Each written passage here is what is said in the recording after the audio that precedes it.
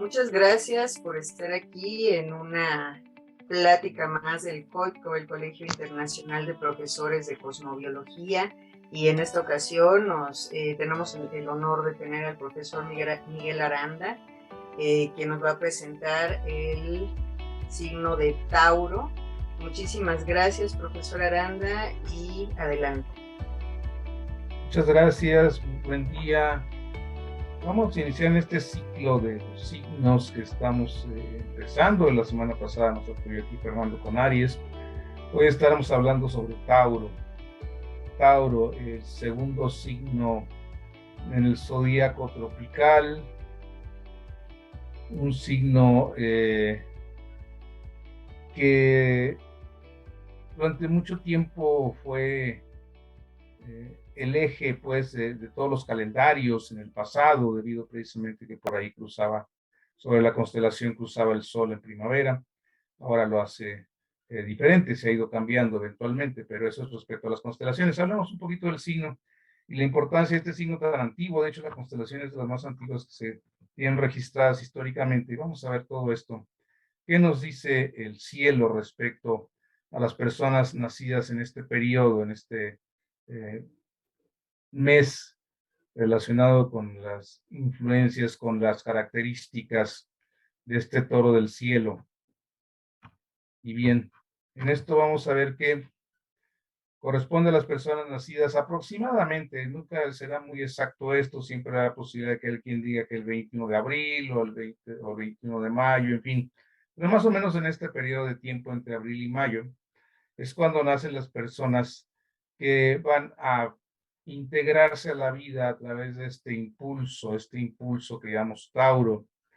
Y es un periodo muy interesante porque es cuando la primavera alcanza su mayor esplendor, cuando tenemos realmente el auge de la primavera.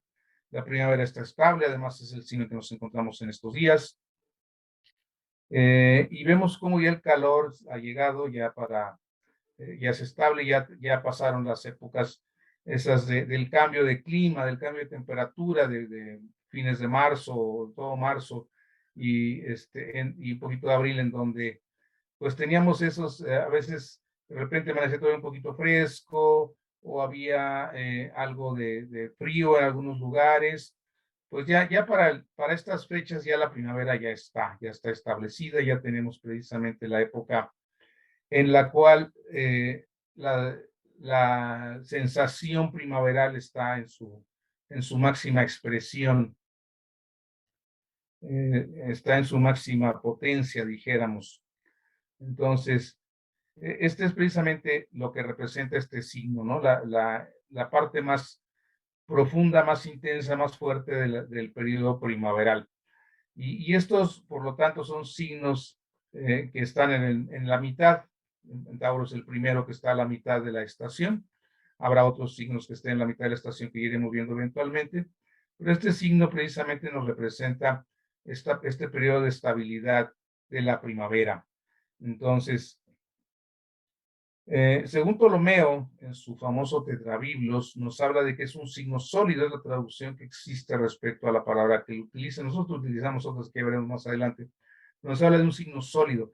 Sin embargo, me gusta mucho la idea de sólido, porque efectivamente Tauro es un signo bastante sólido en general respecto a su configuración física, respecto a sus actitudes, respecto a sus formas de ser. Hay bastante solidez en este signo. Y lo llama así porque al estar el sol en él, nos dice la humedad de acuerdo con la estación. Esto es precisamente, él menciona que es el momento en que la humedad empieza a predominar en la estación de la primavera, afecta de manera más violenta y cerradamente. Esta es básicamente la traducción del signo de Tauro.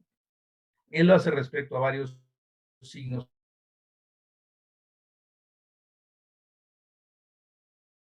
en este párrafo, pero yo Ptolomeo de esta parte del zodíaco, ¿sí? Un signo sólido en el cual la humedad es la que afecta debido a la estación de manera más fuerte.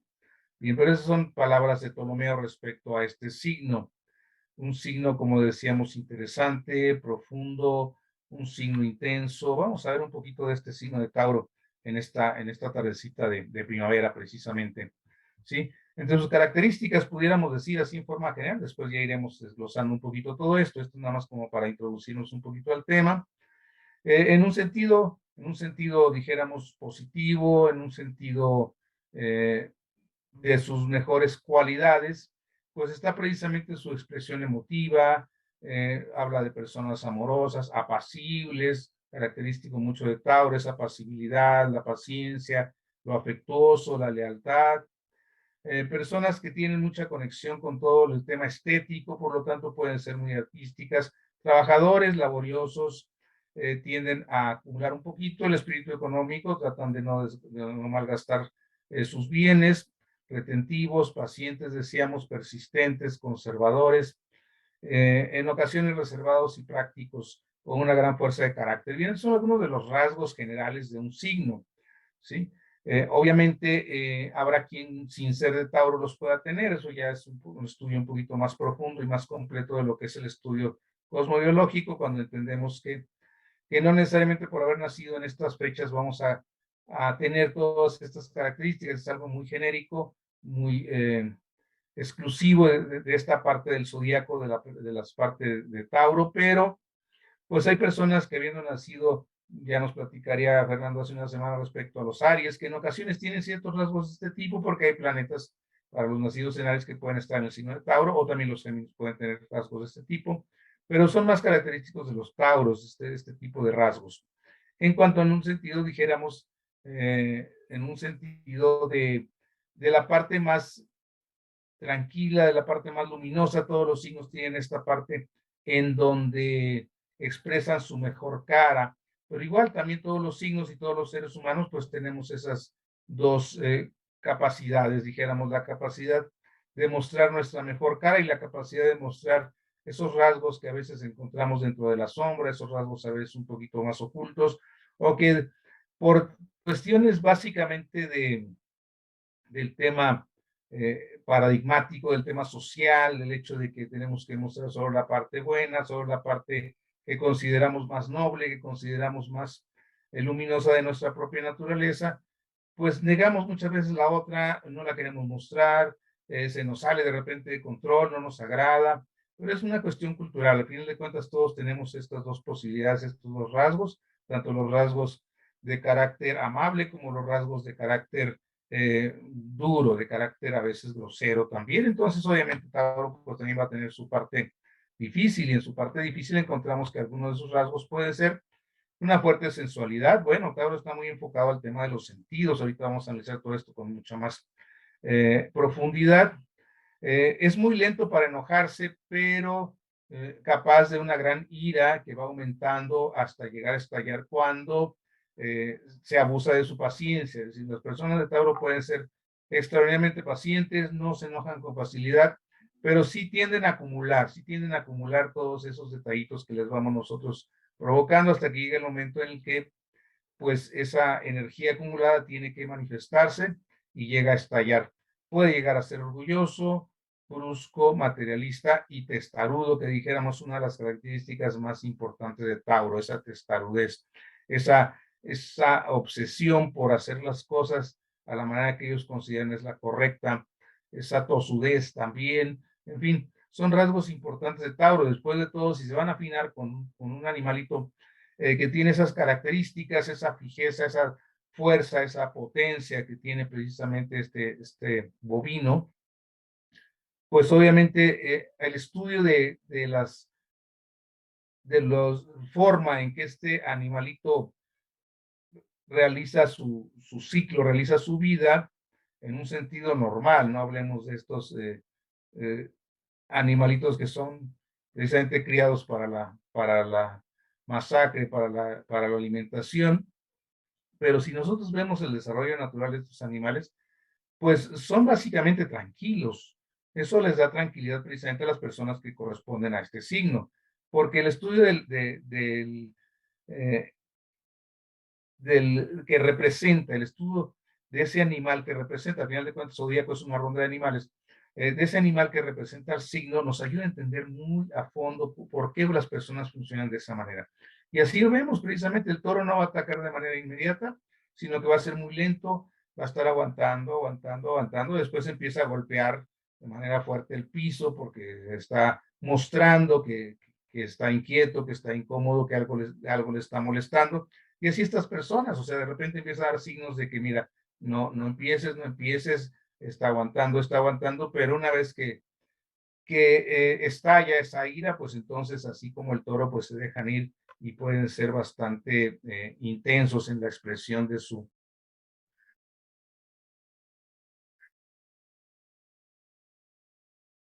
parte, diría que no, de que fija la estación, todos los signos que fijan las estaciones, eso ya lo irán viendo conforme avancemos en cuanto a los signos.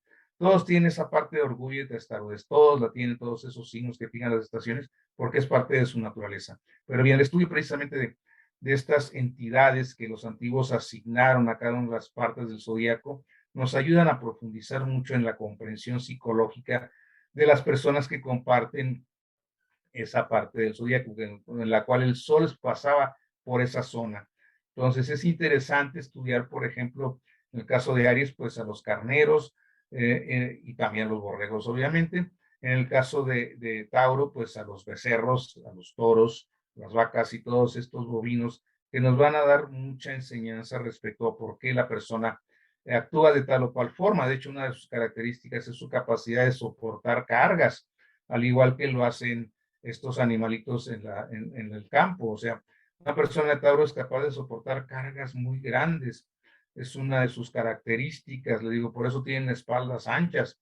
O sea, son personas que muchas veces cargan con cosas que ni siquiera les corresponden. Es otra de sus características precisamente. Al igual que al toro, obviamente no le corresponde cargar todo lo que le echamos encima a nosotros los seres humanos.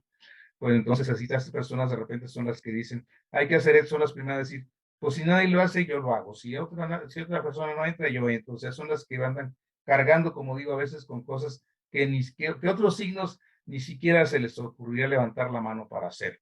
Pues bueno, son algunos de los rasgos rápidamente con los que vamos iniciando y ahora vamos a justificar todo esto que estamos viendo. Y para eso vamos a entrar un poquito a la mitología. Les recomiendo por ahí en nuestro mismo canal de YouTube, que nuestra página, en este canal, perdón, de Coico, tenemos por ahí algunas grabaciones y entre ellas está una descripción completa de hora y media respecto a todos los temas mitológicos del signo del toro y de todos los demás signos, por supuesto.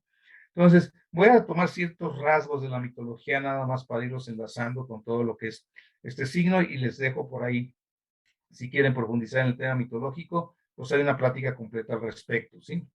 Y vamos a entrar aquí por el lado de uno de los mitos más antiguos. De hecho, se supone que es el texto más antiguo que se ha podido rescatar, interpretar y conocer y que tiene ya pues varios miles de años. ¿Sí? Y es precisamente aparece un toro en este mito, en esta antigua epopeya babilónica de Gilgamesh. Gilgamesh es un héroe que anda buscando a un antepasado, Utnapishtim. Utnapishtim es una especie de Moisés mesopotámico muy anterior al Moisés bíblico y probablemente el origen de la leyenda esta del diluvio y el Salvador y demás. Pero Gilgamesh es un descendiente de Utnapishtim y Gilgamesh es uno de los héroes favoritos de las epopeyas babilónicas. De hecho, como decíamos, es el texto escrito más antiguo del que tenemos noticia hasta donde yo sé. Sí, en este texto, en esta epopeya, en esta leyenda, se habla de que la diosa Ishtar es la diosa que posteriormente sería conocida en otros pueblos como Inanna y eventualmente como Afrodita en Grecia, Venus entre los romanos.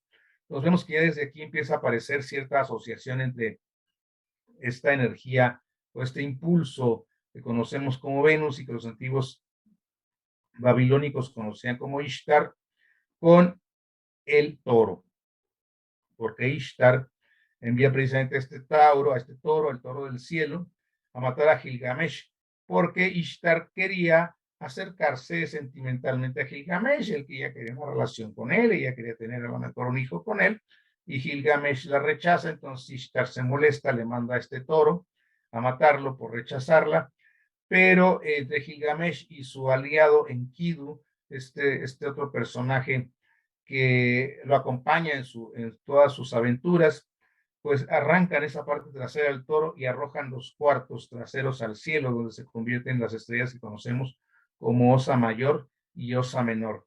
Por eso es que en las constelaciones, y esto es muy interesante, en la constelación, cuando nosotros estudiamos la constelación de Tauro, solo aparecen los cuartos delanteros. En la constelación jamás aparece la parte posterior del toro, solo aparece, dijéramos, del pecho hacia adelante, aparecen sus cuartos delanteros, su cabeza, sus cuernos, pero nunca vemos precisamente la parte de atrás del toro, nunca aparece esa parte que según este mito habría sido enviada hacia el cielo y formaba parte de otras constelaciones, que posteriormente ya los griegos o los romanos se fueron encargando de transmitirnos a nosotros como lo que conocemos las osas, ursas, otras dos constelaciones que ya tienen otra connotación posterior, pero que originalmente, como vemos, formaban a lo mejor alguna relación o tenían alguna relación con ese toro partido en dos, dijéramos, del cual pues tenemos en la constelación la parte delantera. Esa sí va a ser muy clara cuando estamos viendo la constelación,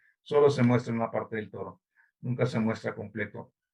Entonces, bueno, eso es un poquito de la mitología.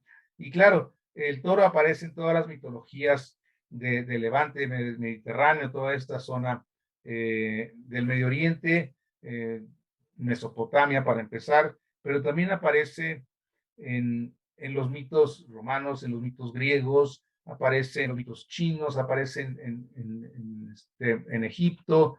El toro aparece en prácticamente todas las mitologías donde fueron conocidos los bovinos. Obviamente no van a aparecer en las mitologías americanas porque no conocíamos aquí estas especies hasta que fueron introducidas por los europeos. Pero allá en aquella zona de Asia, de África y de Europa, pues en todos los mitos antiguos van a aparecer los toros.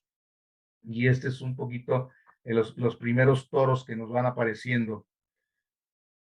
Ok, bien, entonces continuamos un poquito más de mitología, y este es relacionado precisamente con los trabajos de Hércules. Hércules, sabemos que a lo largo de sus 12 trabajos los podemos asociar de manera limpia, de manera clara con todo lo que es los 12 signos. En el caso de Hércules, según algunas narrativas sería el sexto trabajo, según otras narrativas es el séptimo trabajo de Hércules o Heracles, como lo conocían los griegos, y su objetivo era capturar al toro que causaba estragos en Creta.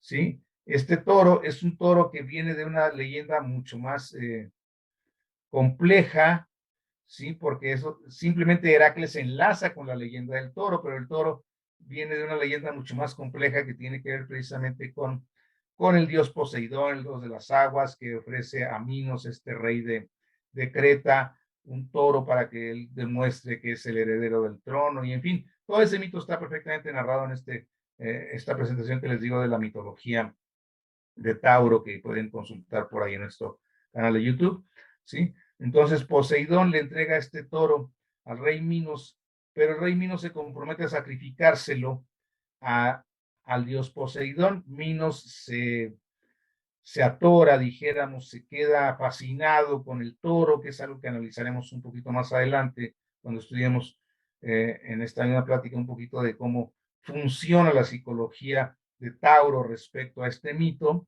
Se queda atorado, pues se queda fascinado con este toro, un toro blanco completamente, y no lo sacrifica, busca en sus rebaños otro toro blanco y lo sacrifica a Poseidón, pero los dioses no se les puede engañar. Esto es, a las fuerzas de la naturaleza no pueden ser engañadas. Y entonces Poseidón enloquece al toro y empieza a hacer desmanes, empieza a destruir cultivos, empieza a hacer destrozos por ahí en la isla de Creta, y es cuando Euristeo, quien comandaba los trabajos de Hércules, pues le manda precisamente a Hércules que vaya a rescatar a Creta del toro, pero jamás le dice que lo capture, simplemente dice que lo controle. Entonces, Hércules se lleva al toro nadando hasta de la isla hacia el continente, y el toro sigue haciendo destrozos, pero ahora ya no en Creta. Entonces, y eso es precisamente por temas que estaremos viendo un poquito más adelante cuando analicemos un poquito el mito. Y aquí es lo que comentaba, Minos encontró tan esplendoroso al toro que lo incorporó a sus rebaños como semental, en vez de sacrificarlo, y el dios hizo que la reina, esta es otra parte del mito también muy interesante, el dios Poseidón, molesto, hizo que la esposa de Minos, que de nombre Pasífae, se enamorara del toro.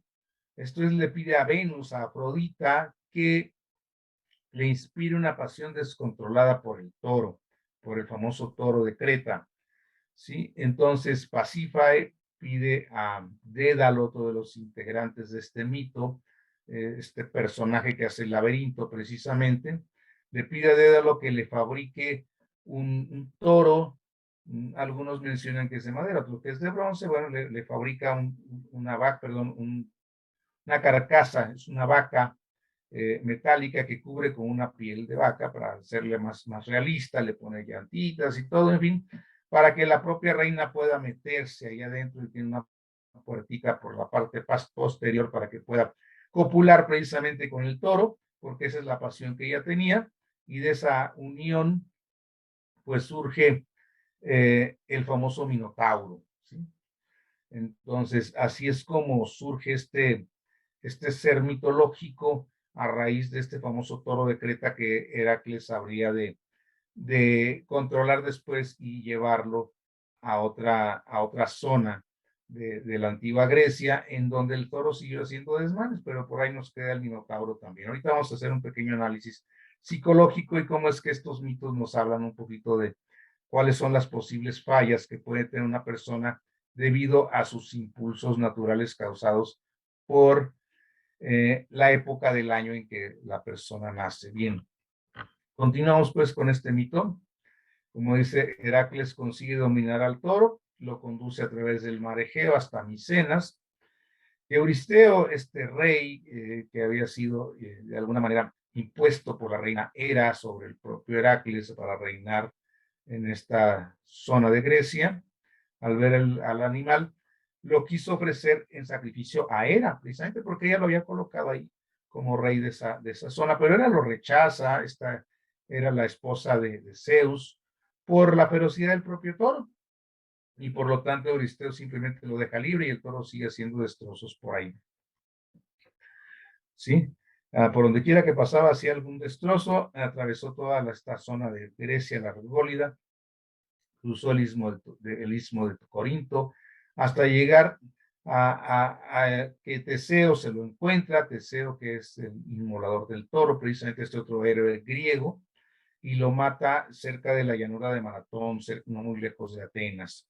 Bien, entonces aquí vemos ya dos héroes involucrados con este toro. Vemos precisamente a Heracles, vemos a Teseo, que es el encargado de sacrificarlo, y vemos cómo el toro va recorriendo desde el mito de Minos, pasando por Poseidón, por Venus, por Pasífae, que ahorita vamos a analizar un poquito más en detalle este personaje muy interesante, esta reina, que muchas veces queda también un poquito oculta en este maraña de héroes y dioses, en donde muchas veces las imágenes femeninas quedan un poquito relegadas, y hoy quiero enfocarme un poquito más que a Heracles, a Pasífae, que es un personaje muy interesante, y lo que quiere decir su nombre y demás. Ahorita vamos a pasar a esto. Pero bien, así es como termina el toro en manos de Teseo, y ahorita hacemos un breve análisis psicológico de todos estos elementos que vamos mencionando aquí. ¿Sí? Entonces, aquí tenemos en esta personaje que decía yo, en la mitología griega, Pasífae, esposa de Minos, pero cuyo nombre quiere decir la que brilla para todos. Interesante, porque precisamente la que brilla para todos, pues es una representación lunar dentro de la mitología, y además era hija del sol, hija de Helios, y una ninfa, hermana de la famosa bruja Chirche, esta hechicera con la cual se va a topar Odiseo cuando viene de regreso a Ítaca de su lucha en Troya. Entonces, vemos pues que es un personaje que queda un poquito oculto por ahí en el mito, pero que es muy relevante, porque esta es la señora de Minos, esta es la señora que se enamora precisamente del toro y con la cual logra tener esta relación. Inclusive vemos ahí una cabeza de toro a sus pies en esta imagen que estamos presentando aquí. Entonces, todo esto nos genera precisamente una reflexión interesante, ¿sí? Otra versión del mito dicen que no fue tanto porque hubiera una ira de parte del dios Poseidón.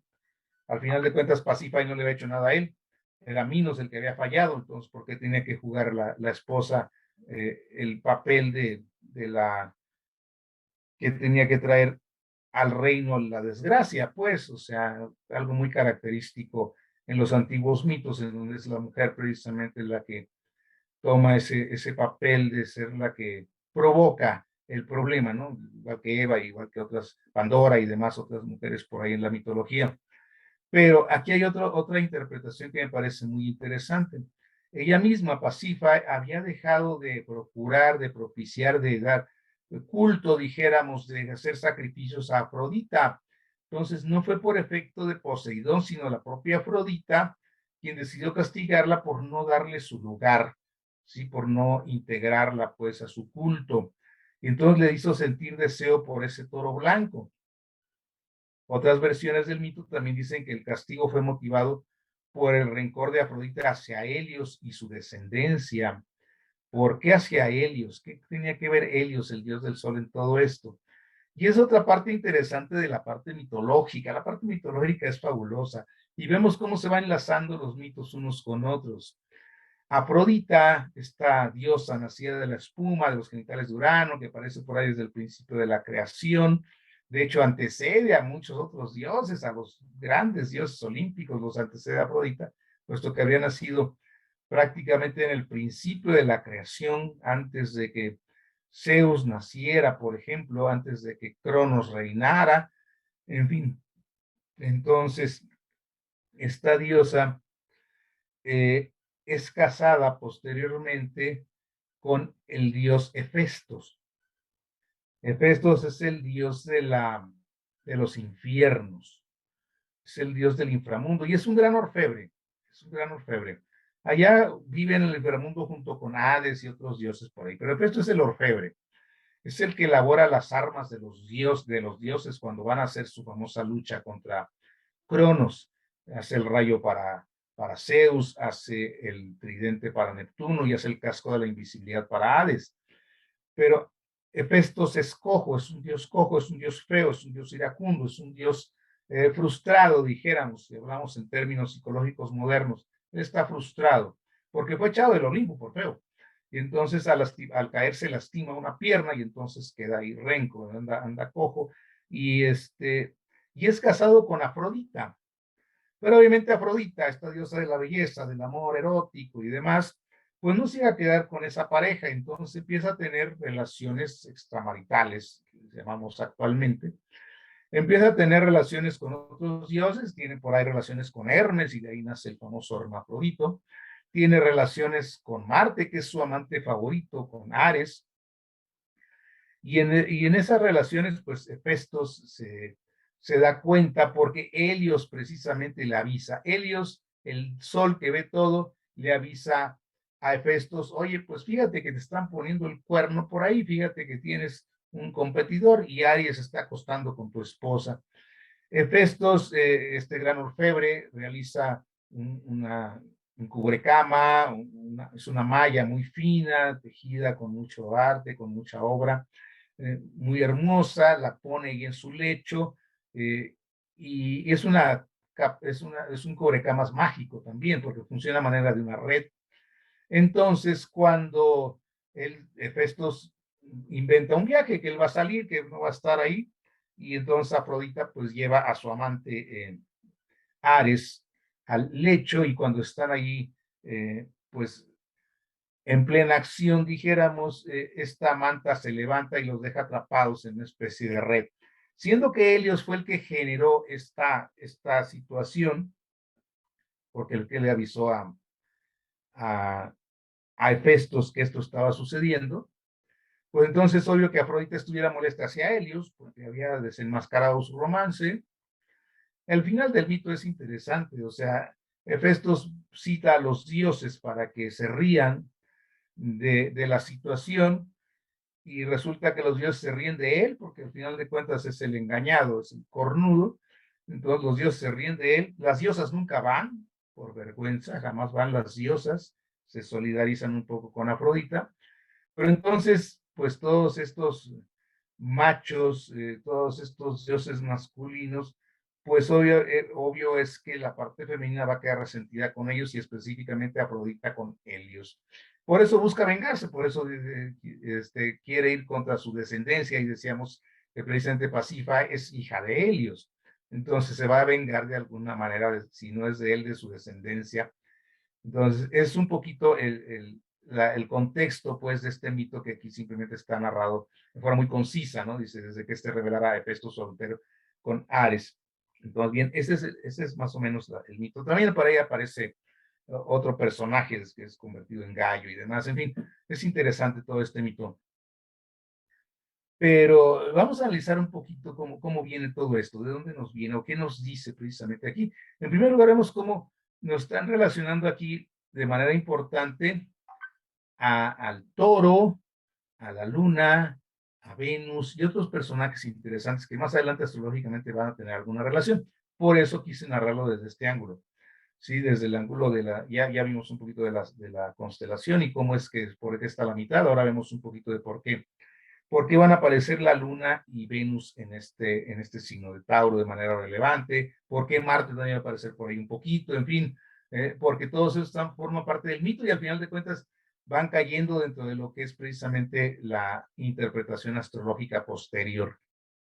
Bien, entonces vamos a tratar de darle en pocos minutos alguna interpretación somera a este mito en donde aparece el toro y qué sucede con las personas de Tauro respecto a este mito. Bien, en primer lugar vemos que aquí los personajes principales son femeninos, lo cual se relaciona con la polaridad de Tauro, que es una polaridad de tipo femenino, la polaridad de Tauro, eh, los signos de tierra, que ahorita vamos a analizar también, como lo es Tauro, pues son signos de polaridad femenina. Entonces, básicamente aquí las protagonistas son las damas, son las mujeres. Bien, por lo tanto, la naturaleza energética de Tauro tiene más bien que ver con esta parte sensible, emotiva, expresiva y demás de la parte femenina, independientemente de que seamos hombres o mujeres. Bien, por otro lado también observamos que quien desata todo esto es Minos. Minos es el que desata todo esto. Minos quiere ser rey, le pide a su padre Poseidón que le dé una señal para que él pueda ser rey. Poseidón le hace aparecer un toro blanco que viene de la espuma del mar en una madrugada por ahí en su reino, en su isla de Creta. Y entonces Minos está obligado a sacrificar el toro a Poseidón una vez que accede al reino. Ya sus hermanos se convencen de que él es hijo de Poseidón y demás, y entonces, bueno, sus medios hermanos, diríamos. Entonces, le aceptan a él como rey de Creta y él tiene que sacrificar al toro, tiene que sacrificar esa evidencia de que él es el descendiente de los dioses para poder reinar ahí. Pero no lo hace. Y ahí es donde empieza la dinámica de las personas de Tauro. O sea, cuando hay que sacrificar algo a lo que se sienten muy apegados, les cuesta mucho trabajo. Y eso es lo que va dinamizando precisamente sus vidas, va dinamizando su psicología, el tema del apego, que va a ser muy importante en las personas de Tauro. Entonces, al quererse apegar a algo que no le corresponde, es cuando empiezan precisamente a desatarse las pasiones que vamos viendo a lo largo del mito, y eventualmente tiene que llegar ese héroe posteriormente para arreglar un poquito todo esto. Este héroe obviamente no tiene que ser un personaje externo a la persona, o sea, no es que tenga que llegar de fuera, pero sí es la parte heroica de la propia persona que decide sacrificar lo que debió haberse hecho desde el principio, sacrificar al toro, pero ya ahora en la persona de Teseo, ese héroe. Minos, dijéramos, una persona normal, es una persona que se deja llevar por los apegos, pero al final tiene que surgir dentro de ese individuo el héroe, la parte dispuesta a luchar contra los apegos hasta que logre sacrificarlos, Teseo sacrificando al toro y poderse redimir precisamente de su posesividad o de lo que lo llevó a meterse en ese problema debido a su posesividad.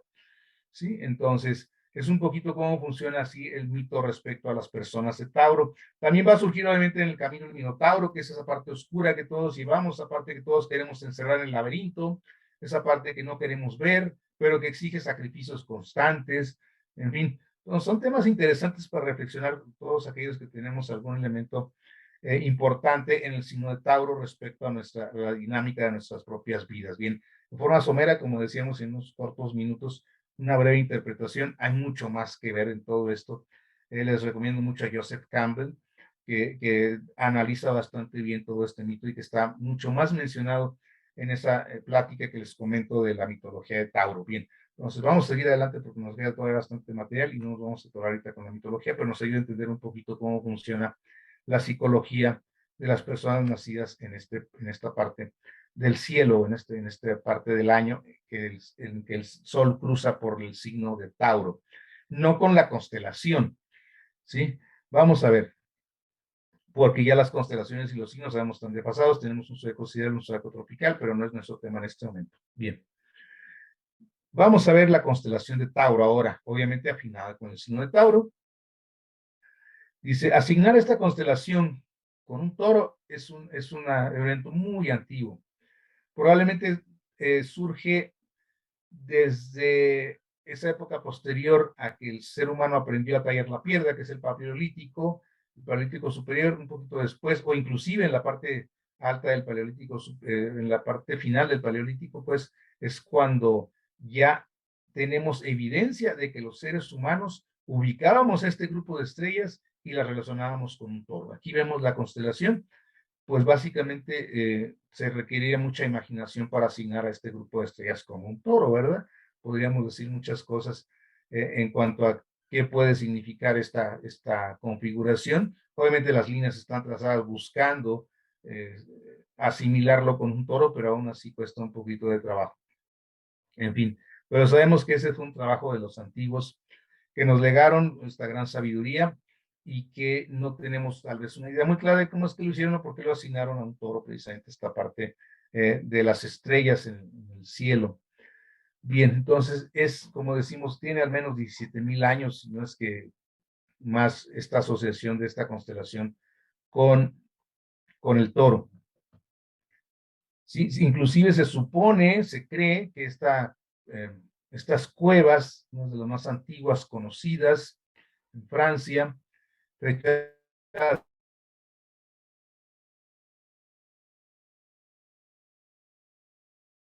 15,000 años antes de Cristo, esta imagen del Salón de los Toros, y algunos estudiosos suponen precisamente que la constelación estaría representada de alguna manera también a través de estos grupos de bovinos trazados en estas antiguas cuevas, que es probablemente una de las más antiguas que conozcamos de evidencia de la conciencia humana. Por ahí vemos cómo ya sus obras son bastante elaboradas, bastante eh, claras, dijéramos, hay una perspectiva y hay una idea del arte complejo, vamos, vemos cómo estos animales parecen estar en movimiento, o sea, hay mucha dinámica en todas estas pinturas rupestres y por lo tanto no podemos considerarlos para nada primitivas, pues, pero bueno, las primeras manifestaciones del arte humano ya demostraban esa conexión con este signo, con la parte del toro, hace 17,000 años, ok. Por lo tanto, se cree que es una de las constelaciones, de las primeras constelaciones establecidas, y tal vez inclusive sea la primera constelación de la que tenemos evidencias de establección entre las estrellas. Y decíamos que fue muy importante porque precisamente el Sol pasaba por la constelación de Tauro en la primavera, entre los años, el punto vernal pues atravesó por un periodo bastante largo, entre el 4000 y el 1700 a.C., en la edad de oro de la astronomía arcaica, cuando surge toda la Mesopotamia, surgen los caldeos, los asirios, todas estas culturas en este valle entre el Tigris y el Éufrates. Bien, y como era precisamente el inicio del año, pues fue muy reconocida esta constelación en la antigüedad. Y probablemente, como decimos, sea la primera constelación de la que tenemos evidencia, los seres humanos designaron como tal, como constelación, le dieron esas estrellas dijeron que estaba representada ahí en el cielo, y ya vemos un poquito de los mitos, cómo es que se supone llegó por ahí.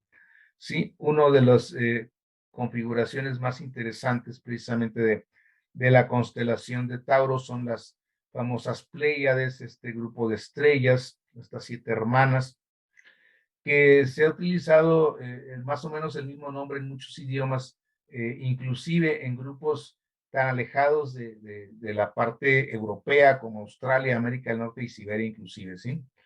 Entonces es posible que tenga un origen común antiguo, cuando la humanidad apenas empezaba a dispersarse y que posteriormente ya sus nombres fueran llevados a diferentes latitudes, a diferentes idiomas, a diferentes culturas. Y aquí vemos cómo podemos ubicar un poquito las Pléyades en el cielo.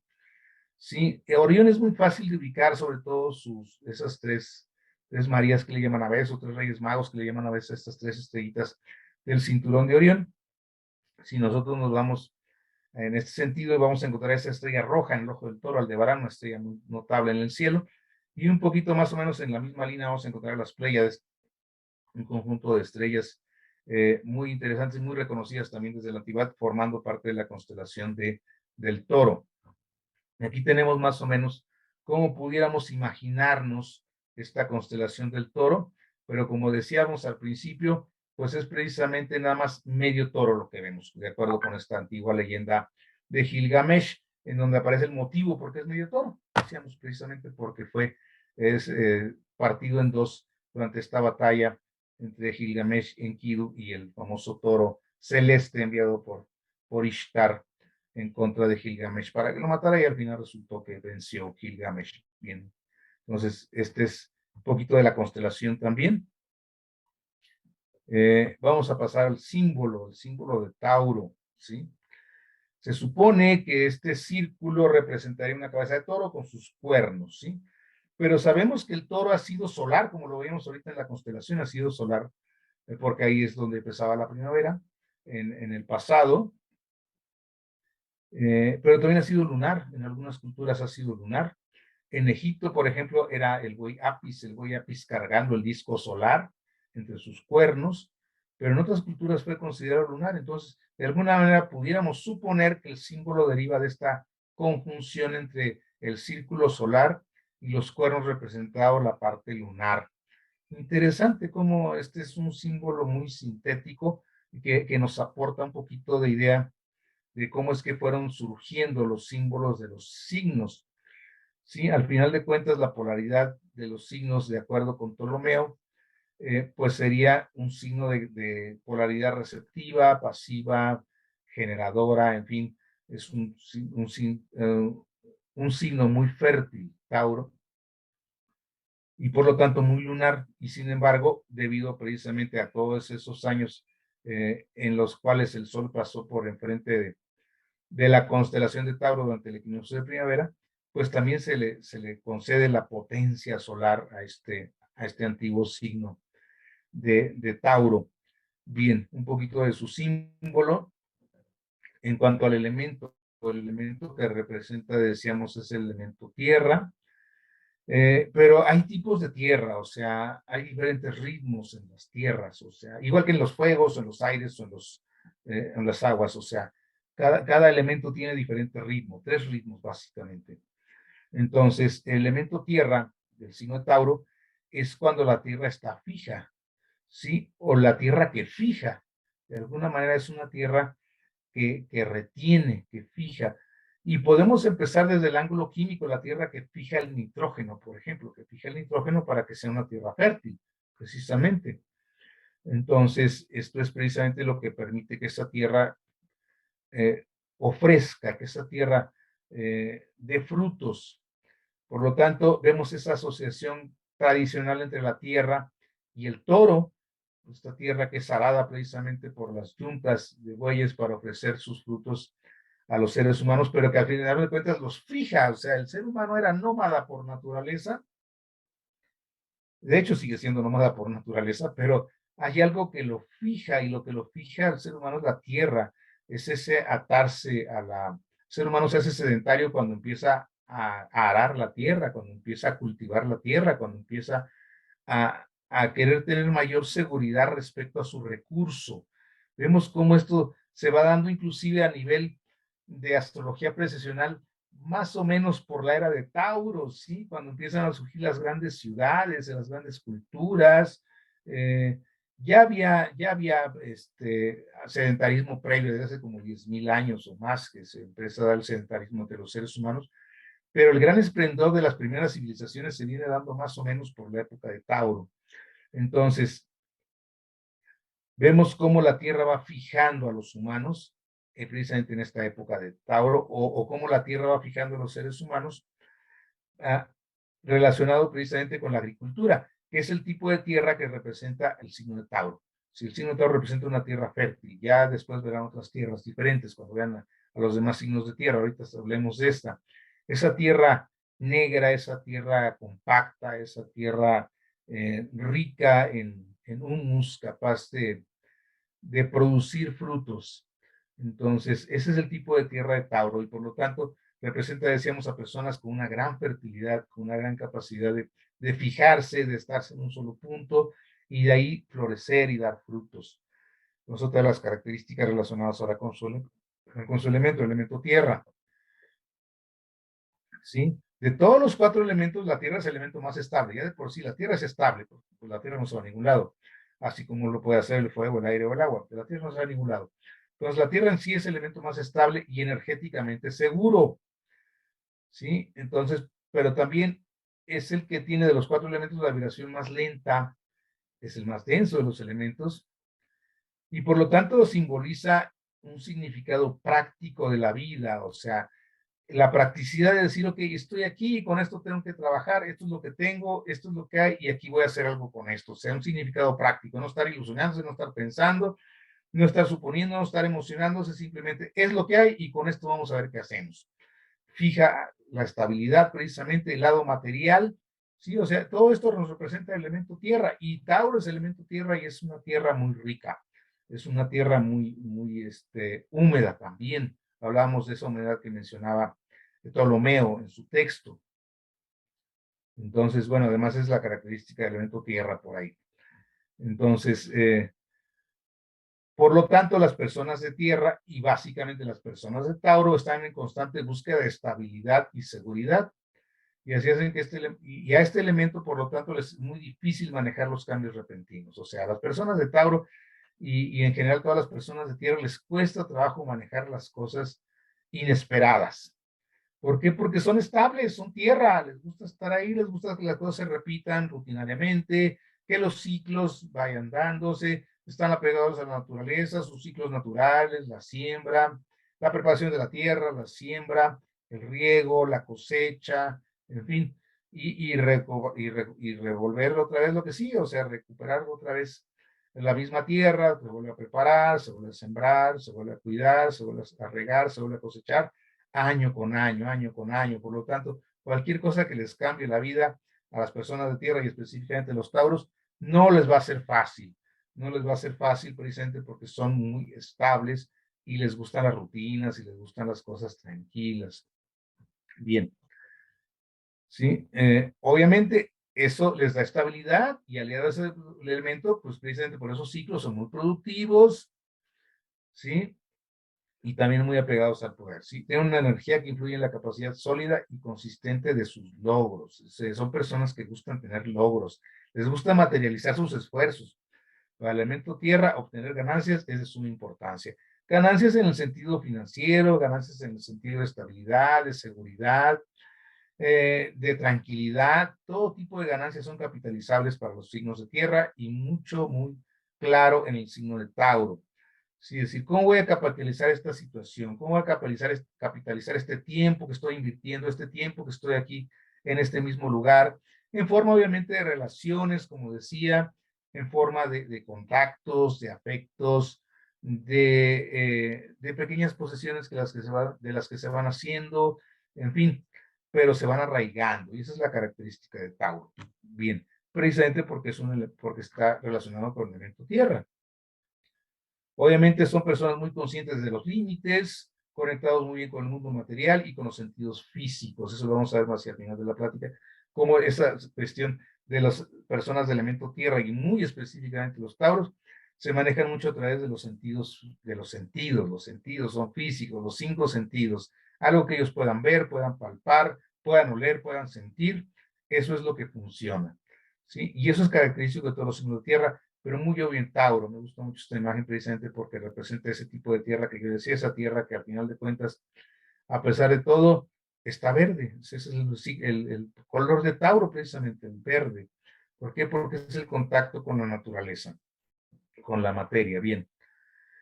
Los signos de tierra, seguimos con la tierra, revelan una sintonía con el mundo de las formas físicas, decíamos, y la capacidad práctica para utilizar el mundo material. A ver qué es lo que tenemos y con esto a ver qué hacemos. Los signos de tierra, Tauro comparte esa naturaleza con Virgo y con Capricornio en diferentes formas, ¿sí? Pero signos de tierra a final de cuentas.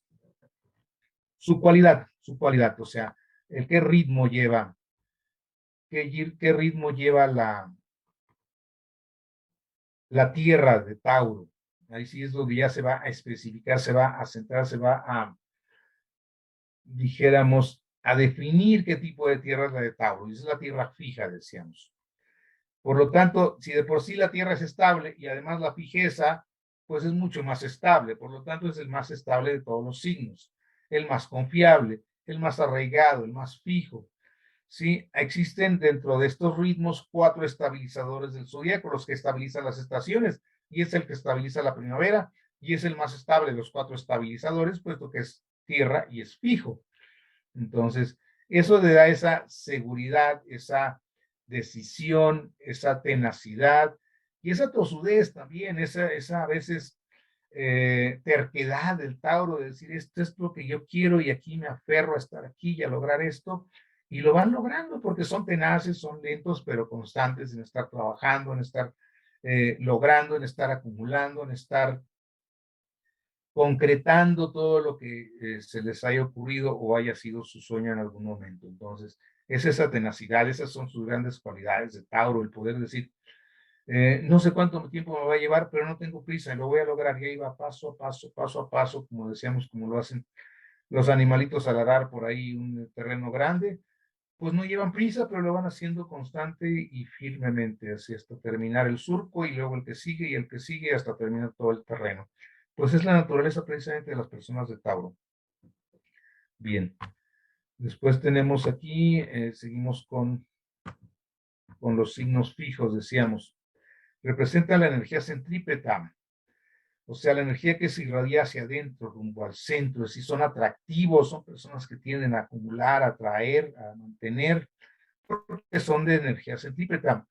Si quieren entender un poquito mejor, así como les decía un poquito del mito con Joseph Campbell, les recomiendo mucho a Stephen Arroyo en su texto Astrología, Psicología y los 4 elementos, porque ahí nos narra precisamente cuál es la forma de trabajar de la Tierra y precisamente ahí saqué estas citas, ¿no?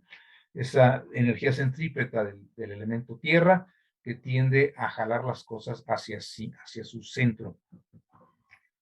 Sí, se asocian con ese principio de inercia en sus manifestaciones mundanas. O sea, la inercia es esa tendencia a mantenerse en el estado en que nos encontremos, muy característico de los signos de tierra y muy claro en los tauros. O sea, si su inercia es de movimiento, se mantiene en ese movimiento. Si su inercia es de estabilidad, se mantiene en estabilidad. Si su inercia es de estar sin hacer nada, se mantienen sin hacer nada. O sea, la inercia es la característica de los signos de tierra y muy, muy claro, decíamos, en el signo de Tauro. Sí, pero también debido precisamente a esa inercia y esa capacidad centrípeta hacia adentro, tienen grandes poderes de concentración y perseverancia cuando la energía se usa para una actividad creadora o un desarrollo espiritual. Entonces, precisamente eso es otra de las características de Tauro, como decíamos, esa tenacidad para lograr las cosas. Igual pueden ser tenaces para lograr cosas materiales, pero pueden ser tenaces para obtener logros espirituales. No hay más que estudiar la vida de Buda.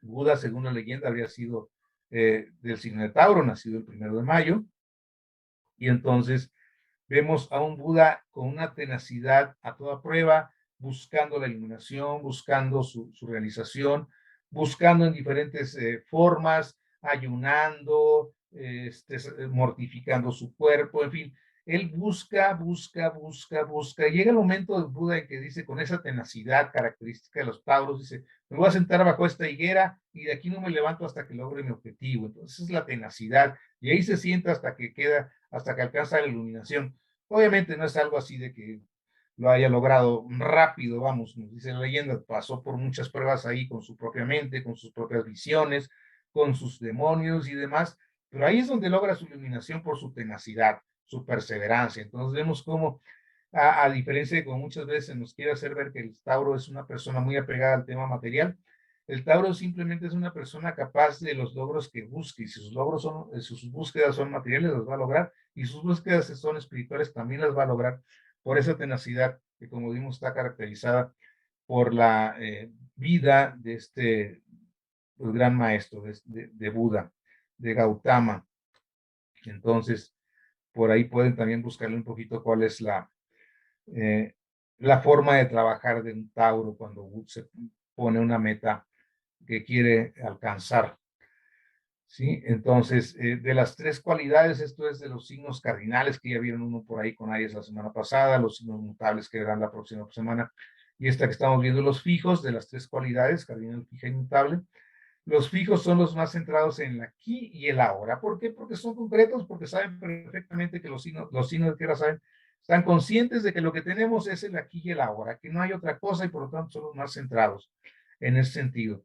Pues bien, pues algunas de las cualidades, de las partes bonitas precisamente de este signo de Tauro, relacionado con su elemento y con su cualidad, la cualidad fija. Bien, terminamos pues con los signos fijos. Respecto a un tema muy interesante, los signos fijos a lo largo ya de muchos años, de hecho ya parece ser que desde el antiguo Egipto, los signos fijos se relacionan de acuerdo con las doctrinas esotéricas, con el desarrollo espiritual debido precisamente a su concentración de energía, ¿sí? La cual se irradia constantemente dentro de la persona y al menos hasta cierto punto está bajo control. Entonces, esa posibilidad de los signos fijos de mantener el control, de mantenerse en el aquí y en la ahora, de la tenacidad para lograr las cosas, pues se ha asociado mucho precisamente con el desarrollo espiritual, con las iniciaciones y demás. Entonces, pues estamos viendo el primero de ellos, ya como vayan viendo los demás, a ver qué más nos quieren comentar por ahí a este respecto nuestros compañeros, que les va a tocar Leo, Escorpio y Acuario, ¿sí?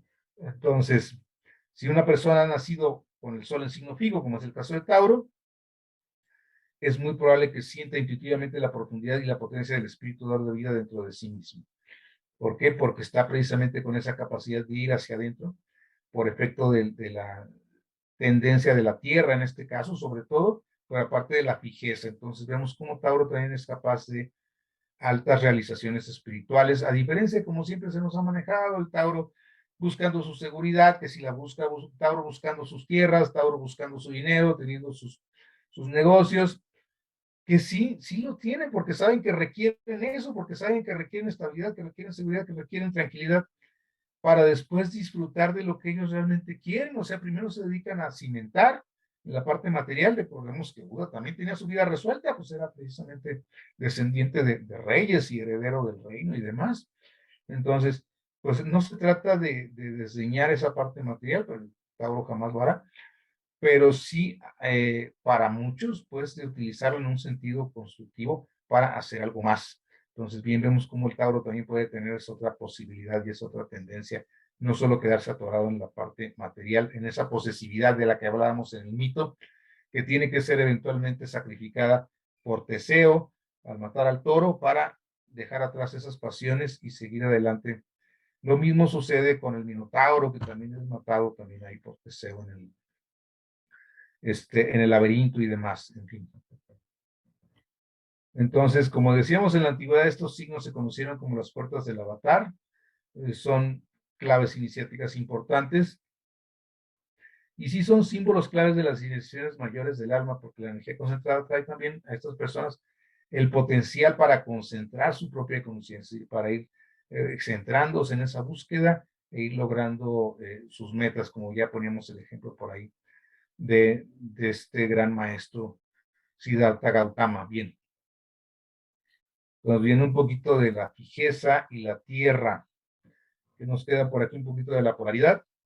Decíamos que su polaridad es de tipo receptivo, femenino, pasivo o negativo. Bueno, si hablamos de positivo y negativo, sin las connotaciones bueno y malo que tanto le damos precisamente a esta palabra, simplemente es una polaridad receptiva gestante, ¿sí?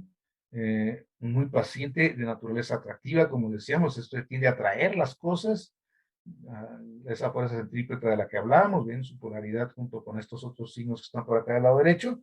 Tenemos aquí a Cáncer, Escorpio, los de agua y los de tierra. Entonces van a tener esa polaridad, mientras que Aries, los de fuego y los de aire tendrán la polaridad contraria, ¿no?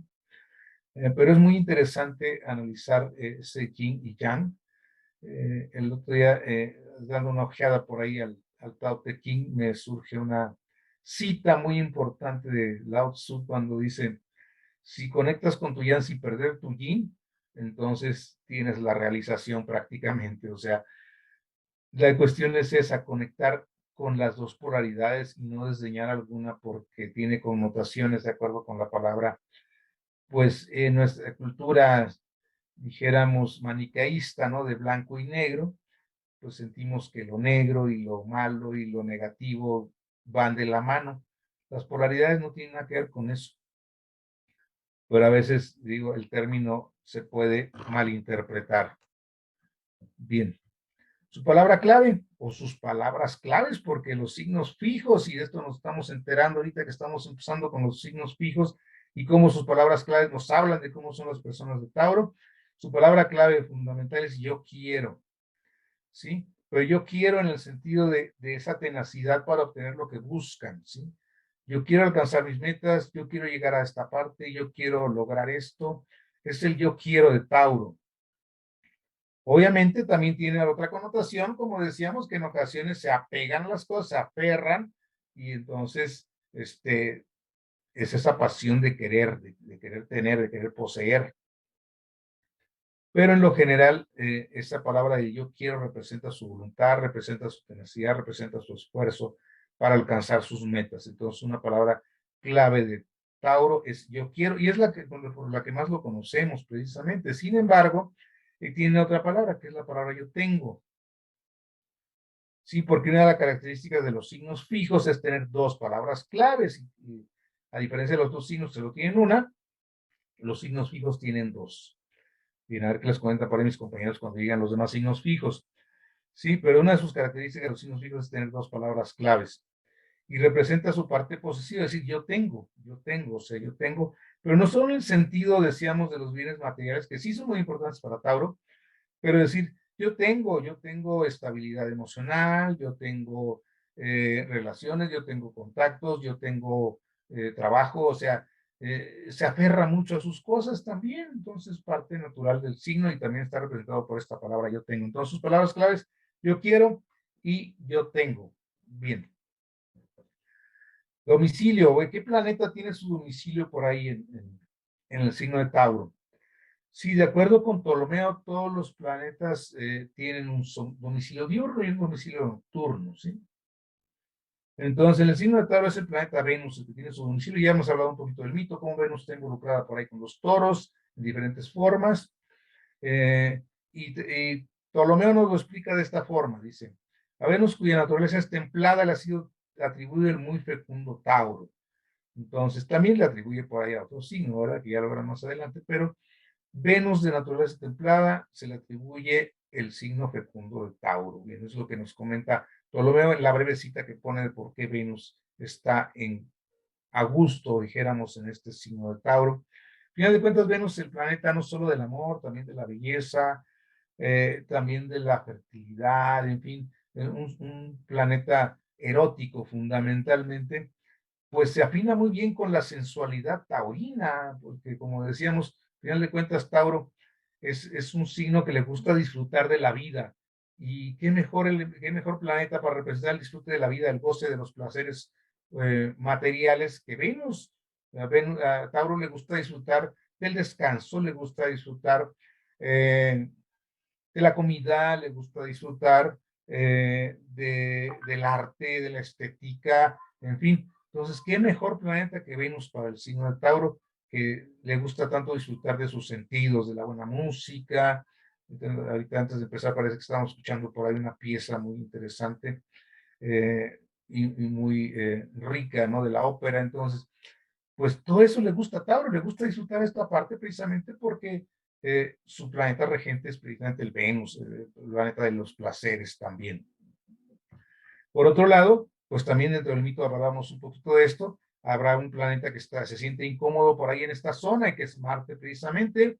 Marte es el planeta que está exiliado en el signo de Tauro. ¿Por qué? Porque su naturaleza es diferente. A Marte le gusta la actividad, está acostumbrado a las carencias de la guerra. En la guerra hay carencias, o sea, no hay forma de comer bien, o de descansar bien, o de estar cómodo. Y Marte le gusta eso, le gusta estar en esas situaciones complicadas. Y a Tauro no le gusta eso, por lo tanto Marte no se va a sentir cómodo en Tauro y por lo tanto decimos que se encuentra exiliado. Pero vamos a ver qué sucede con esto, ¿sí? Esto es, Marte también era el antiguo regente del signo de Escorpio, que es el signo que está enfrente de Tauro, y por lo tanto resulta exiliado en el signo de Tauro, presidente, por ser regente del signo opuesto, ¿sí? Pero como decíamos, es un territorio en el cual Marte se siente bastante incómodo, porque es el territorio pasivo, es el territorio gestante, es el territorio femenino, y Marte, el macho por naturaleza, pues no se va a sentir cómodo en esa zona. Por otro lado, Plutón, cuando descubrimos a Plutón, ya va a ser un siglo que descubrimos a Plutón, o que la humanidad descubrió a Plutón, pues, y siendo que a lo largo de este siglo se le ha asignado tradicionalmente la regencia de Escorpio, pues por consecuencia lo consideramos también exiliado en el signo de Tauro. No vamos a tener mucho en este análisis, porque realmente los planetas transpersonales está su estudio y su asignación de regencias y exaltaciones y demás sigue estando abierto a debate, la verdad. Pero bueno, tradicionalmente en este siglo hemos manejado a Plutón como regente de Escorpio y por lo tanto lo consideramos exiliado en el signo de Tauro. Y no estoy en contra de que Plutón sea afina a Escorpio, me parece bastante adecuado, pero sigue abierto el debate, al final de cuentas. Si estudiamos un poquito la historia de cómo es que esos planetas llegaron a ser regentes de esos signos, nos vamos a dar cuenta de por qué podemos todavía cambiar de opinión. Pero bueno, eso ya sea para siguientes generaciones. Nosotros nos quedamos con Plutón exiliado en Tauro.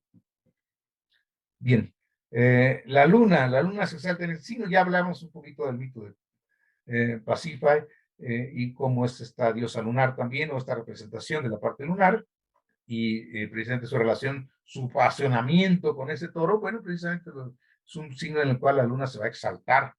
Nos dice Ptolomeo que la exalta ahí porque después de su conjunción con el sol exaltado, el sol ya lo vieron la semana pasada, el sol se exalta en el signo de Aries.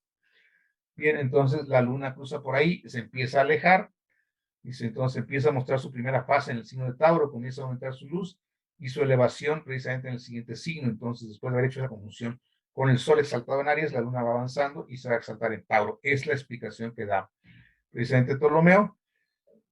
No es que nosotros tengamos la misma visión, pero quiero referirme un poquito a cómo fue surgiendo la astrología también y cómo es que fue dándonos razones que a lo mejor para la época eran interesantes y eran válidas.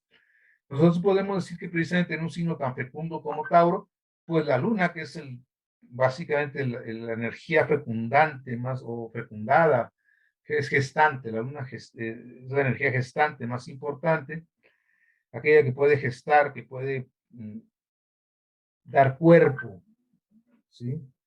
Y ya una vez fecundado, pues entonces, ¿qué mejor signo que un signo más fértil de todos para que esté exaltada la luna y el Tauro? Entonces es interesante también cómo desde otra perspectiva también podemos justificar la exaltación de la luna en Tauro.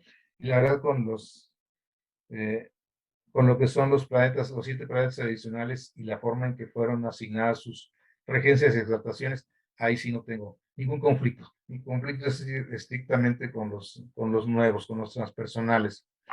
Y aquí precisamente vamos a mostrar esa parte del conflicto, ¿sí? De acuerdo con diferentes escuelas, puede ser que Urano esté en caída en Tauro o Neptuno esté en caída en Tauro. ¿Qué es la caída? Bueno, el signo opuesto donde el planeta se exalta. Entonces, según esto, Urano se podría exaltar en Escorpio y por lo tanto estaría en caída en Tauro. Y eso es algo que, insisto, muchas escuelas psicológicas ya casi lo dan por hecho, la exaltación de Urano en Escorpio, y nosotros aquí en nuestra visión cosmológica seguimos defendiendo la idea de que es Neptuno el que se exalta en Escorpio. Entonces, bueno, dos puntos de vista diferentes, y por lo tanto, alguno de estos dos tendrá su caída en el signo de Tauro, ¿sí?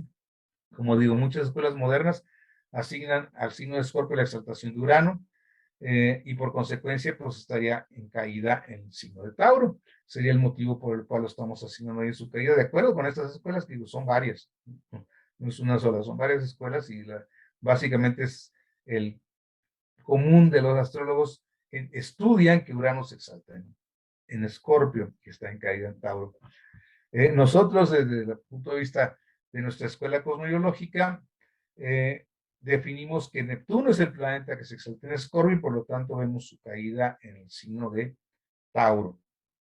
Bien, Neptuno relacionado con el misticismo me parece muy afín al signo de Escorpio, y por lo tanto, si es un planeta místico, me parece que no se sentiría cómodo en un planeta tan terrestre como Tauro, pero en fin, son visiones distintas. O sea, la parte de Urano ni la explico porque no la entiendo en lo personal. Yo me quedo con Neptuno exaltado en Escorpio, y por lo tanto en caída en Tauro. Eso se lo dejaremos a las escuelas que defienden ese punto de vista. Bien, también Tauro tiene una asociación en zodiaco fijo con una casa, se corresponde con la casa 2. ¿La casa de qué? La casa de los valores, ¿sí? Y los valores en general. Obviamente, aquello que nosotros poseemos puede estar relacionado con el dinero, pero definitivamente la casa 2 es la casa de los recursos. ¿De cuáles recursos? Los recursos de la casa 1, que ya veían la semana pasada con ese yo soy de Aries. Entonces, yo soy, sí, pero yo soy, ¿y qué tengo yo? Yo soy, pero ¿qué tengo? Entonces, precisamente vamos a la casa de Tauro, lo que yo tengo, ya decimos que es su palabra clave, que es lo que yo tengo, empezando precisamente por tomar conciencia de mi cuerpo. Entonces, Tauro es muy consciente de su cuerpo, porque precisamente a través de este signo es donde el ser humano concientiza que lo primero que tiene es una corporeidad, es lo primero que se da cuenta que tiene cuando va evolucionando su psique de un niño, se da cuenta de que tiene un cuerpo, explora su cuerpo, y es su gran recurso y su primer gran recurso, ¿no? ¿Qué voy a hacer con esto?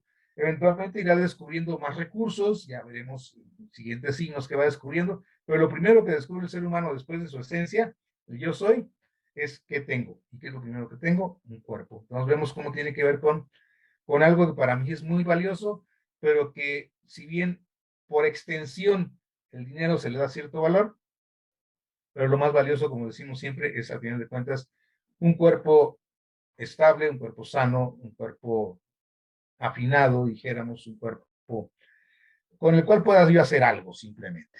Bien, son mis recursos. Entonces, muy interesantes las casas relacionadas con las casas que vienen después de las angulares, la casa 1 es angular, que después eso lo explicaremos en otra plática. Las casas que siguen en los angulares son casas de recursos. Y en este caso, ¿los recursos de qué? De la siguiente, de la anterior angular, que es la casa 1, que es el yo soy. Entonces, es lo que yo tengo. Y lo primero que tengo, decíamos, es el cuerpo. Viene un poquito de la interpretación de esta casa relacionada con Tauro. Y vamos a concluir con esta parte que es muy interesante, ¿sí? Los tipos psicológicos, ¿sí? El tipo psicológico de Tauro, que corresponde obviamente con el elemento tierra. Los tipos psicológicos de Jung están relacionados íntimamente con los elementos, ¿sí? Así que junto con Virgo y Capricornio corresponden al elemento tierra, y por lo tanto al tipo sensación. Es decir, el tipo sensación es el tipo de Tauro. Ya decíamos que son las personas que se manejan en base a los sentidos. Los sentidos, todos los sentidos son importantes para Tauro. Lo veo, lo huelo, lo oigo, lo siento, lo paladeo. Eso es lo que existe a final de cuentas. Eso es lo de la realidad objetiva, muy de los signos de tierra y muy específicamente de Tauro, esta necesidad de la sensación. ¿Sí? Es nuestra experiencia inmediata del mundo objetivo. Es a través de los sentidos que nos va revelando ese mundo objetivo. Por cierto, también hay una plática completa sobre los 4 tipos psicológicos por ahí en nuestras pláticas de Coipo en YouTube. Hay una plática completa sobre los 4 tipos psicológicos. De ahí tomo algunos elementos para concluir la plática de hoy. Por ahí lo pueden ver en toda su extensión. Bien. Sí, y por lo tanto, para los tipos sensación, este es un proceso que tiene lugar sin evaluación de la experiencia. La experiencia es disfrutar esa manzana que está disfrutando el niño, simplemente es lo que los sentidos me dicen de la manzana. sin evaluar la experiencia, simplemente estoy disfrutando de la manzana, estoy disfrutando del sabor, del olor, de la sensación, de cómo se va pasando el juguito de la manzana aquí por la comisura de los labios, de a lo que me sabe, a lo que me huele, a lo que, como oigo que se va crujiendo esas mordidas de la manzana, en fin, el color cuando la estoy viendo, en fin, ese es, sin evaluar la experiencia, simplemente se disfruta de la experiencia, sin ningún tipo de evaluación. Sí, por lo tanto, el tipo sensación, específicamente Tauro, percibe los objetos como son de manera realista y concreta, sin el contexto de dónde llegó la manzana, por qué llegó, si es de un tipo, si es de otro, no, no importa el contexto, importa el disfrute del goce, lo que los sentidos me revelan de eso. Sí, sin importar implicaciones, significados, interpretaciones alternativas, simplemente representar de manera objetiva y detallada la información disponible para los sentidos, como lo ponía ahorita, por ejemplo, con esa manzana. Bien. Características, sí, debido precisamente a esa conexión con los sentidos, pues conectan con las necesidades corporales. Al final de cuentas decimos, es la casa 2 y ¿qué es lo primero que tengo? Mi cuerpo. Y mis necesidades corporales, ¿cuáles son? El descanso, el cuidado, el aseo, la alimentación, el aire, en fin. Entonces, y su premisa principal, como nos dice esta visión del elemento psicológico sensación de Jung, pues es ver para creer. O sea, si los sentidos me lo revelan, lo acepto. Si los sentidos no me lo revelan, lo dudo. Bien. Por lo tanto, esto los limita respecto a sus potencialidades mentales, les da cierta rigidez frente a determinadas situaciones. ¿Por qué? Porque si los sentidos no me lo están revelando, pues puedo dudarlo, puedo decir, no estoy muy seguro de lo que me dices porque yo mismo no lo estoy comprobando. Entonces, eso le da cierta rigidez, característica de los signos de tierra y mucho de Tauro también. Decíamos que les cuesta mucho trabajo los cambios inesperados. ¿Sí? Obviamente, por ser signo de tierra, conecta muy bien con la parte material, con el mundo material, Tauro sobre todo. ¿Sí? Son del tipo muy sensible, ya que sus experiencias provienen básicamente de la información que les ofrecen sus sentidos. La naturaleza del elemento tierra, en sus cualidades básicas, como nos dice por ahí la antigua filosofía griega, pues es de tipo frío y seco. Y la tierra es de tipo frío y seco, lo que se refiere a cómo funciona el mundo material, los sentidos y la razón práctica.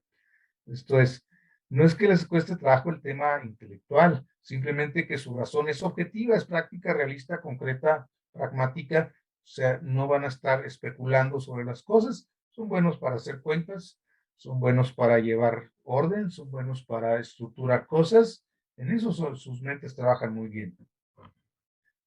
Sí, representa las posibilidades de concretar cosas materiales, como decíamos, muy importante para las personas de tierra, específicamente para Tauro, sentir esa seguridad. Tienen un gran sentido de responsabilidad y de trabajo. Sí, a veces el Tauro puede estar muy cómodo en su zona de confort, puede estar muy a gusto, puede estar disfrutando de lo que ya tiene y todo, pero si hay una responsabilidad, si hay un trabajo que hacer, pues se levanta y a lo mejor con un poquito de pereza y con un poquito de lentitud empieza su ritmo, despacio, pero al final, ya una vez que establece su ritmo, no hay quien lo detenga. Un gran ritmo de trabajo también. ¿Sí? Pero a la vez, pues por la misma naturaleza terrestre, pues tienden a ser, tienden a tener cierta cautela, ¿sí? La sensación ofrece sostén y seguridad, el trabajo tenaz con sentido común, con cautela y autodisciplina. Como decimos, Tauro es capaz de todo esto por ser signo de tierra y ser fijo además, ¿sí? Y con eso pues concluimos rápidamente aquí lo que es nuestra presentación del día de hoy respecto a este signo y analizamos un poquito los elementos, bueno, el elemento, la cualidad, las palabras claves, los planetas, el tipo psicológico, el mito, y bueno, dejamos aquí un ratito para sus preguntas, sus comentarios o sus sugerencias respecto a este tema del día de hoy, siguiendo con nuestras pláticas respecto a los signos. Muchísimas gracias, profesor, por esta vasta y generosa presentación acerca de Tauro. En el chat alguien comenta que recomendó algún libro de Joseph Campbell. Yo no escuché alguno de Joseph Campbell. El que escuché fue el de Astrología, Psicología y los 4 elementos de Stephen Arroyo. No sé si... Sí mencioné a Joseph Campbell, el héroe de las 1000 caras o el héroe de los 1000 rostros. Creo que ese es el más Sí, conocido. es el héroe de las 1000 caras. El héroe de las 1000 caras, sí. Sí. Y bueno, ahí está el nombre del libro de Joseph Campbell. Y bueno, aquí comenta alguien que, bueno, lo voy a leer. Toda la información está muy claramente presentada. El profesor Miguel es un experto en esto. No tengo ninguna pregunta. Bueno, esto es de Ana Laura. Y luego Mariela comenta, gracias, profe Miguel, en la interpretación de la carta, ¿dónde sé qué tipo de toro es? Bueno, en ese punto de la interpretación entramos en un tema muy delicado. Si una persona es Tauro, decide qué tipo de Tauro va a ser. O sea, nadie lo va a decidir por la persona. Eso es una decisión personal. ¿Qué hago yo con mis elementos? ¿Qué hago yo con mi cuerpo? Es como decir, yo tengo un cuerpo. Si todos tenemos un cuerpo, si no estaríamos aquí. Tenemos un cuerpo. ¿Qué hago con mi cuerpo? Le doy ejercicio, le doy buena alimentación, le doy buen descanso, lo mantengo limpio, le doy sus chequeos médicos, o simplemente como lo que se me atraviese, le doy el descanso que quiero y aunque no quiero, de todo modo me la paso ahí acostado, le doy kilos, no lo cuido. Mi decisión, es mi decisión qué hago con mi cuerpo. El Tauro puede ser el disciplinado o puede ser el comodino. ¿Quién decide? Pues el Tauro. Así que no puedo yo contestar qué tipo de Tauro es una persona, porque la persona debe contestarse a sí mismo qué tipo de Tauro quiere ser. El Tauro es el Tauro, tiene todas las posibilidades, igual que el Aries es el Aries, tiene todas las posibilidades y todos los demás signos están en la misma situación. O sea, podemos ser la parte más luminosa, de hecho lo somos la parte más luminosa y somos la parte más oscura de todo esto que estamos viendo de los signos. ¿Por qué? Porque somos el signo en su totalidad, no tenemos la cara bonita o la cara oscura del signo, tenemos las dos. ¿Con cuál me alineo? ¿Cuál manifiesto? En alguna parte de mi vida las tengo que manifestar las dos, es natural. Pero ¿cuál manejo, cuál mantengo, dijéramos, bajo cierta reserva, bajo cierto control? ¿Y cuál dejo que se manifieste un poquito más? Pero es una decisión personal, así es que usted decide qué tipo de Tauro es. ¿Podríamos quitar la presentación, Miguel, por favor? Claro que sí. Para vernos las caras.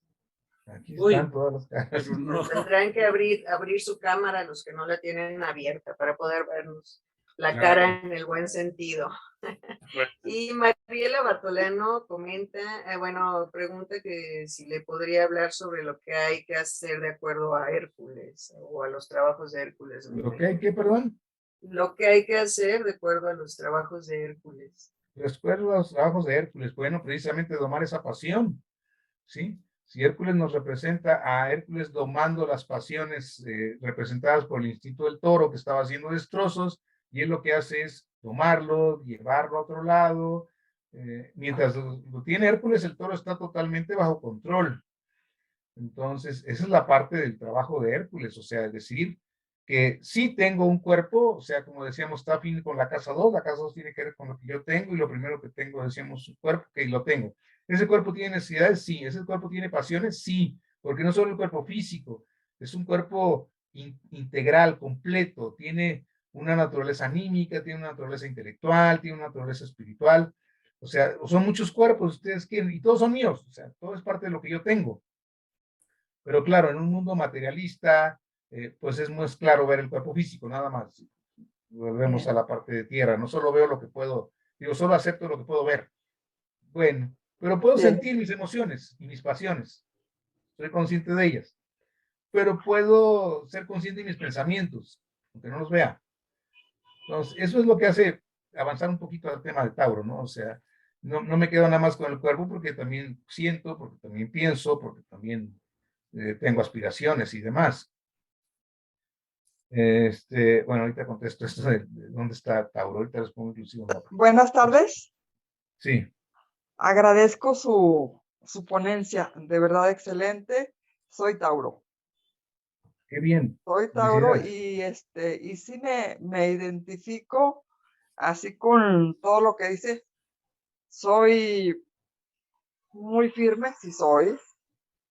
Soy también igual que me dicen muy terca, también soy terca, pero soy perseverante, soy paciente.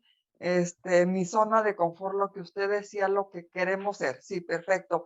Puedo estarme tirada como ahora, me organicé muy bien, mi trabajo me tocó ahorita andar en la calle, hice y estoy aquí sentada. Me voy a levantar de aquí y prosigo con lo otro. Pero sí, no sé, somos en cuanto a manejar tiempos, yo me considero, sí lo sé manejar. Y la disciplina, sí la tengo. Yo les platico algo que yo hice cuando tengo una hija ya adulta. Cuando ella tenía 9 años, yo en una cartulina le escribí 4 palabras que son las que el ser humano debe de cargar en sí para que pueda realmente él surgir como tal. Primera, comunicación. Segunda, orden. Tercera, disciplina. Y cuarta, responsabilidad. Esas 4 palabras yo las apliqué y sí me dio, sí dio la formación a la hija que tengo.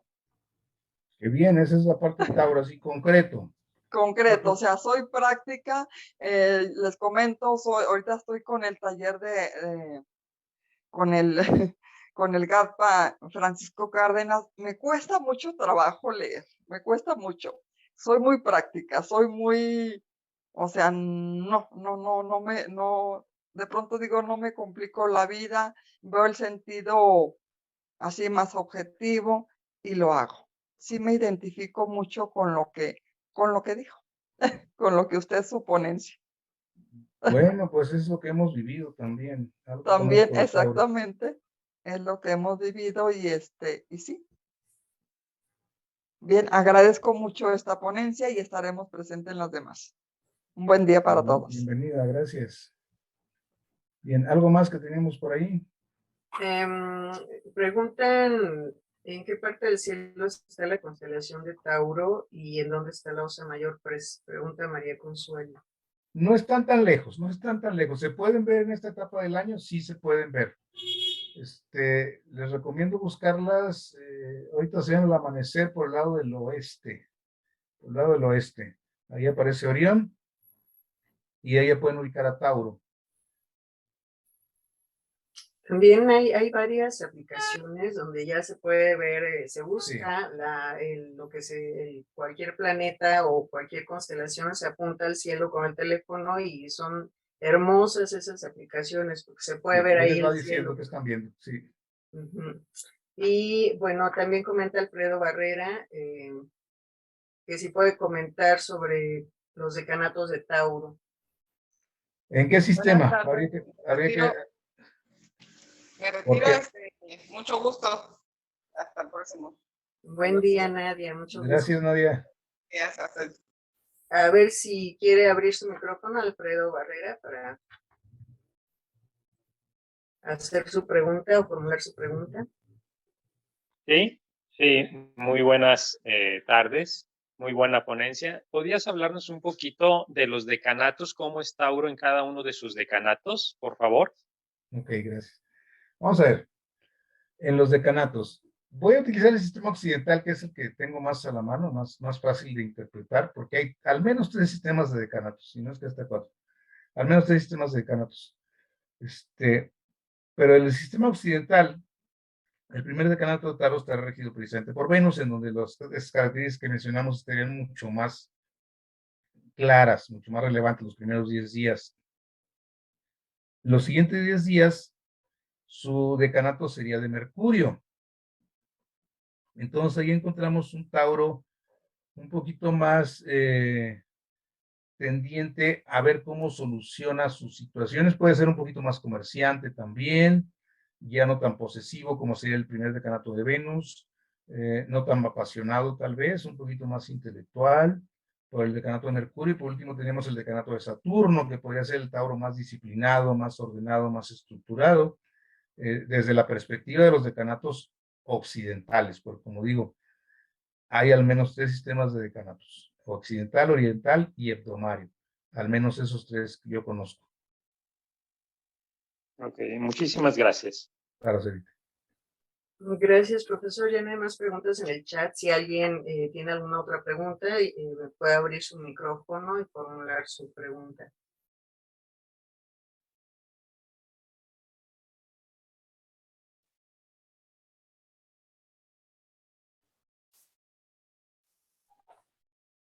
Bueno, yo quiero comenzar. Me gustó mucho esta presentación. Pareces Tauro, Miguel. Tú lo llevaste bien ordenado, bien preciso, bien conciso. Tengo el regente del ascendente en Tauro. Ah, ok. Me encantó la presentación. Y bueno, pues esta plática es pues un punto de referencia de cómo van a ser las siguientes pláticas para que todos los que quieran asistir asistan. Y estuvo muy interesante. Algo que a mí me sucede como Tauro es lo fijo, porque además de ser Tauro y tener 3 planetas en Tauro, pues tengo 5 planetas en signos fijos. Y entonces, ay, de niño, de adolescente, cómo me molestaban los cambios. Llegaba yo al cine y habían cambiado la película en esas épocas. Hijo, y me daba un coraje porque yo me organizaba, me preparaba para, para el domingo ir al cine, porque el cine de mi pueblo, que era un pueblo entonces, pues había 3 cines: uno donde pasaban las películas nuevas, otro donde pasaban las películas viejitas, y otro donde pasaban las películas eh, eh, pues no tan nuevas, pero que no eran no eran estrenos. Y entonces yo iba a la de los estrenos y qué coraje que cambiaran el título. O que cuando estaba lloviendo y no había otro lado más que ir más que al cine, pues iba yo al cine y llegaba yo un poco tarde y ya se habían agotado las entradas. Uy, qué coraje. ¿Ahora dónde ir con tanta lluvia, no? Pero entonces, bueno, esa es la parte de lo fijo, ¿verdad? Y pues no, al Tauro no le gustan los cambios. Por ahí un meme que dice: ¿cuántos Aries necesitas para cambiar un foco? Pues un Aries, pero muchos focos porque los rompe, ¿no? Luego, ¿cuántos Tauros necesitas para cambiar un foco? Ninguno, porque el Tauro no le gusta cambiar, ¿no? Está muy bonito ese meme. Y bueno, efectivamente, Tauro es fijo en sus ideas, firme, y y ese, pues el yo quiero, el yo tengo es muy importante. La sensación, el grupo psicológico sensación. Sí, yo tengo Venus en Tauro, entonces el disfrutar, que todo sea un placer, que la comida sea placentera, y qué problema encontrar lo que nutre, lo que no engorda dentro de lo placentero, o encontrar el placer dentro de lo que nutre y de lo que no engorda. Pero es una clave que yo les doy a los Tauros. ¿Quieres bajar de peso? Busca el placer dentro de lo que no engorda y que sí nutra, ¿no? Y que esté bien balanceado y organizado. Y la sensación, el disfrute de los placeres, el oído, el olfato, el gusto, los 5 sentidos están relacionados con los placeres. Nada más que el problema de los placeres es que se pueden convertir en vicio. Ahí está el problema. Entonces, la disciplina, ay, ese Marte, qué mala onda. Marte en Tauro, qué trabajo cuesta la disciplina, ¿no? Entonces, todo esto nos da guías, cada palabra, la palabra clave, el planeta regente, el que esté en domicilio, que esté en exilio, acción caída, todo eso es increíble, toda la información que nos da. Y muchas gracias, Miguel, estuvo excelente. Gracias. Me agradezco mucho esa intervención de un Tauro que nos avale o nos corrija. Pues, Perdón. Adelante. Buenas tardes. Bueno, yo quiero agradecer por una exposición excelente. Yo no soy Tauro ni tengo un solo planeta en Tierra, pero quiero conocerlos porque tengo amigos, nietos que son del signo de Tauro. Y yo soy Libra y mientras escucho la exposición del hermano Miguel, pues me pareció excelente. Mientras la escucho, yo estoy dibujando, pintando, y de esa manera, cuando yo veo el cuadro que estaba pintando, recuerdo la conferencia. O sea, se me graban las cosas de esa manera. También cuando leo un libro hago lo mismo. Que, lo que yo tengo son muchos planetas en Libra. Les voy a mostrar un segundo. Esto es lo que estaba pintando mientras toda la conferencia. Muy bien, gracias por compartir. ¡Qué padre! Es el maestro José Manuel Estrada, el hermano mayor. Y lo pinté, todavía me falta, lo pinté en dos leones con un ángel que es el símbolo, el signo del acuario. Y al otro lado me falta pintar a un león con alas. Y algunos detalles para irlo afinando, pero primero pinto el cielo, pinto todo y luego ya sobre eso ya voy pintando lo demás. Pues muchas gracias. Gracias, Gracias Fernando. por dejarme compartir. Muchas Se gracias. ve claramente que no es Tauro, ¿verdad? Porque yo estuve aquí sentada escuchando y disfrutando todo, pero no hice más nada. Gracias, Silvia. ¿Alguien más tiene alguna pregunta? Bueno, pues muchos agradecimientos en el chat por lo bien llevada de la adelante, Francis. Muchas gracias, Miguel, muy amable, muy interesante como siempre, muy bien documentado. Muy contentos, te agradecemos muchísimo.